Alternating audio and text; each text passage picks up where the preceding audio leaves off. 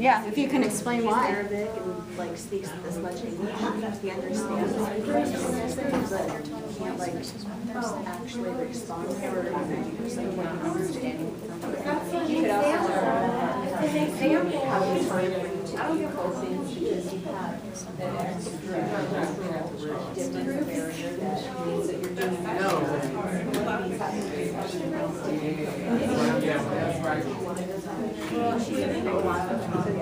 that's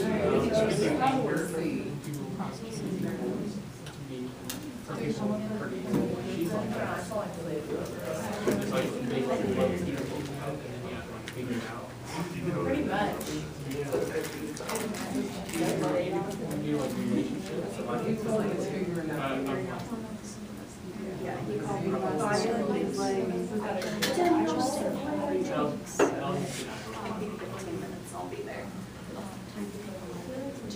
I have somewhat of a supersonic hearing, so I can feel things there. I'm not sure about this with the Okay. I feel like encoding for the strawberry one.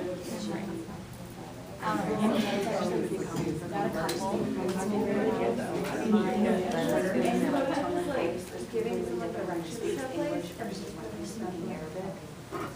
And then we tried to speak Spanish like a week ago and it was just Got it, that's a good example. Okay, let's, yeah, I do at the most inopportune times, I hear things. So let's go ahead and let's start with this group over here. What was your example? Encoding was like someone giving you directions, and then decoding was you like following those directions. The result of it. Yeah. Right, did you find it? This group over here, what'd you come up with?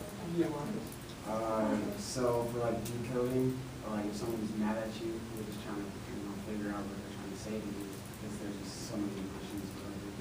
And then for encoding, we have like for like a relationship, like you can just you can just look at someone and you just kind of go. Okay, strong in the nonverbal signals. This group over here. For encoding, it's putting more effort into speaking to somebody who speaks a different language, and then for decoding, it's them trying to make sense and communicate back to what you're trying to tell them. Very good. Okay. This group over here. Okay, ours was writing a text message, and for encoding and decoding is using abbreviations like LOL and VRB. That's great. Right. And there's differences in generations as far as how you see that. So sometimes you have to think, it's just like, oh, is this my niece telling this to me, or is this my mother? You know, and you have to figure that out. This group over here. I don't know what you would apply to, just came up with like a specific situation. Let's hear so it. I work at Starbucks, and so sometimes people will tell me a drink order that I don't totally know what it means. They're like, yeah, can I have like a large strawberry drink? And I'm like, so I have to figure out what that means based off the context clues of what my prior knowledge on how to make the drink. So. And what you can pick up from them right at that moment. So if it's somebody young coming in, younger than you, then you may think, okay, well, what does this mean? Probably, cold, fruity. What are we looking at? So these are really good examples of encoding and decoding. Now, if I were to give you an example on the test, would you be able to identify which one is encoding and which one's decoding? Okay, so encoding is when we do what? Okay, construct the message, and the decode is the deconstruction of the message. I think you've got it. So let's move on. So now we've talked about the three major components of the transactional model of communication. If we go to channel, and I think your book calls it the transaction model, but they're the same thing. So if we go to the top where we say channel, what's a channel? It's what? Yeah, the means of sending it. So it's whatever we're sending that message upon. So it could be our voice. What else could it be? Writing. Very good.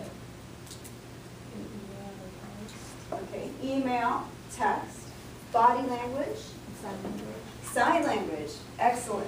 A picture. Picture. Visual aid. Okay, so those are all the ways that we are delivering our messages upon. YouTube channels, we could take it up into the electronic format, which the text message was part of that, but a YouTube channel is a channel. Radio.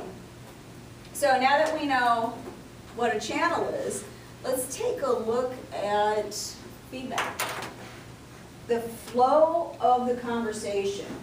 Is it open and free-flowing, and do you feel comfortable in talking more to the person in front of you?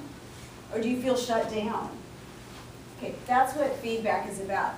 Positive feedback means that you feel more comfortable and that flow of communication is more open. Doesn't mean that you agree with each other. It could mean that, you know, hey, I don't agree with your point of view, but I'm interested in learning more about it. Can you tell me why you think that way?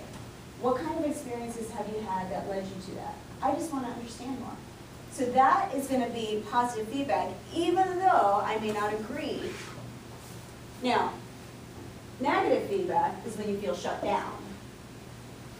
Okay, there's some reason, and it could be that incongruence in body language, or it could be the person saying, not interested in this topic, and you feel shut down from it. And that slows down the flow of communication. Now you may say, I don't care, you need to hear this. So this is what I'm going to say, but it's still, that flow of communication is still shut down, even if you or another person persist. Talking more usually isn't very helpful in delivering effective messages, especially in those situations. So that's what feedback is about. Your book does a good job explaining that, though I have to say there's a general misconception that feedback is only positive. Yeah, that's great, that's great. It just matches the mood of the other person. Now moving to noise and environment, because those start to overlap each other. Noise can disrupt the flow of conversation. Now there's a couple different ways to look at this. There's the simple external noise, which are just the things that are happening that are distracting us. External noise could be a lot of people talking at the same time, bad cell phone reception. Those are those things that just interrupt our ability to actually pay attention to hear what's going on. And then there's internal noise.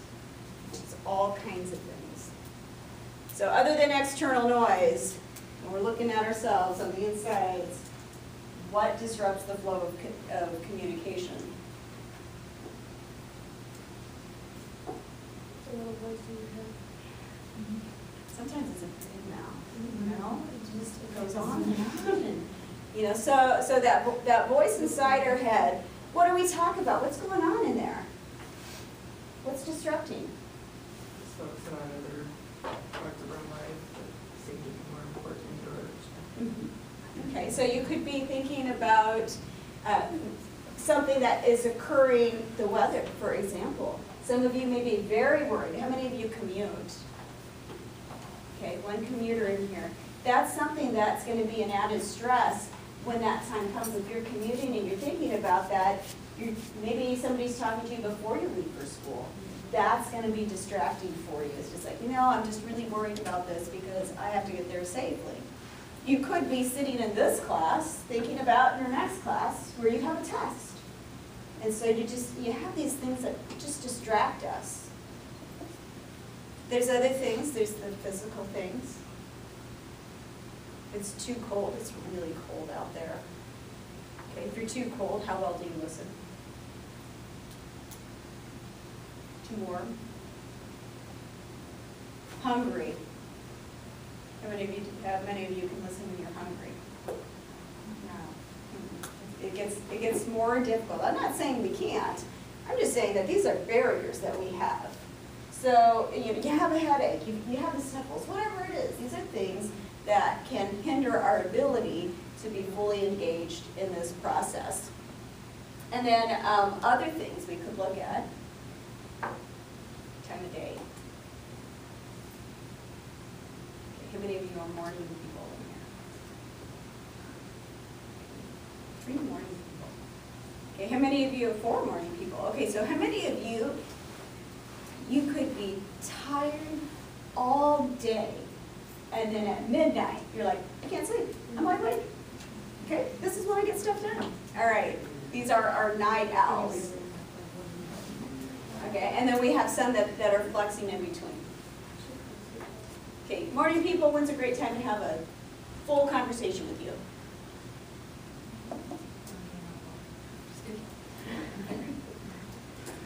About an hour after I wake up, probably. Okay, all right. After the first cup of coffee. All right. All Say right. around noon for me. So I'm actually like out moving, that's when I have most of my energy. All right. All right, for those of you that were raising your hands saying like, I wake up after midnight. Okay, somebody calls it 6 a.m. I've got something really important and deep to talk to you about. I hope you have 3 hours. Okay, probably not going to happen very well for us, right?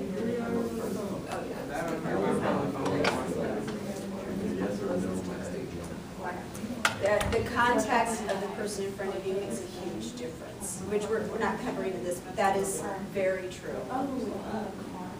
Okay, other things, the environment could be, for example, like the room setup. The reason I have you set your tables and chairs up in this way, it facilitates more communication. You're already feeling quiet, so if we were in rows, it'd be very difficult to generate this type of discussion. And then the big one, bias. Okay, somebody has a really strong opinion on something and you feel the polar opposite of it. Usually has to do with politics. The moment they open up their mouth about that thing, what happens? Blood pressure rises, you get confrontational. Yeah. Oh yeah, tell Shuts me down. all about it. Yeah. You know, so you may be up for a fight, you may be up for a debate, you may be up for just shutting down, changing the subject. So those are big deals. And then also there's a halo, the halo and the reverse halo effect, where you just like a person more, so whatever they say is going to be good and great. And then sometimes where you don't like a person as well, and whatever happens, it's just not going to sit on you well, even if they're doing something great. So those are all biases we have. Very valid in disrupting our communication. Okay, does that make sense? If you were to have 5 to 7 questions on a test related to this, you feel comfortable with it. Multiple choice, you'd have to make some decisions. Okay. All right, we're going to do a quick activity, and we're going to change gears a little bit. So I would like you, we're going to change this a little bit. You'll go back to your groups after this, but I want you to choose a partner, preferably somebody that's your opposite gender, but I think we're female dominated in here, so we'll be having some gals, and you'll need to stand up and face your partner, and I'm going to give you the instructions. You need